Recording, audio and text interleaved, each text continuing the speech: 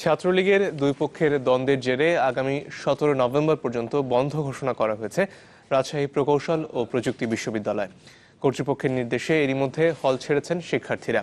বিশ্ববিদ্যালয়ের উপাচার্য জানান, ক্যাম্পাসে অপ্রীতিকর ঘটনা এড়াতে এমন সিদ্ধান্ত নেওয়া হয়েছে। তবে বিশ্ববিদ্যালয় বন্ধের ঘোষণায় ঠিক সময়ে ক্লাস পরীক্ষা শেষ হওয়া নিয়ে শঙ্কায় রয়েছেন শিক্ষার্থীরা। বৃহস্পতিবার রাতে ল্যাপটপ চুরি হওয়া নিয়ে রাজশাহী প্রকৌশল ও প্রযুক্তি বিশ্ববিদ্যালয় শাখা ছাত্রলীগের দুই গ্রুপের মধ্যে হাতাহাতি হয়। এ সময় উত্তেজনা ছড়িয়ে পড়ে ক্যাম্পাসে। পরে ঘটনাস্থলে গিয়ে পরিস্থিতি নিয়ন্ত্রণে আনে পুলিশ।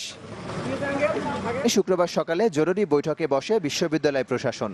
17 নভেম্বর পর্যন্ত ক্যাম্পাস বন্ধের সিদ্ধান্ত নেওয়া হয় বৈঠকে।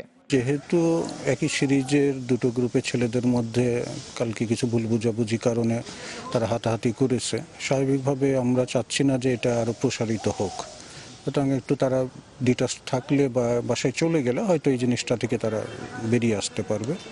এই আশায় আমরা আপাতত এক সপ্তাহের জন্য তাদের শিক্ষা কার্যক্রম স্থগিত করি। ক্যাম্পাস বন্ধের ঘোষণায় ঠিক সময়ে পরীক্ষা শেষ হবে কিনা তা নিয়ে শঙ্কায় শিক্ষার্থীরা।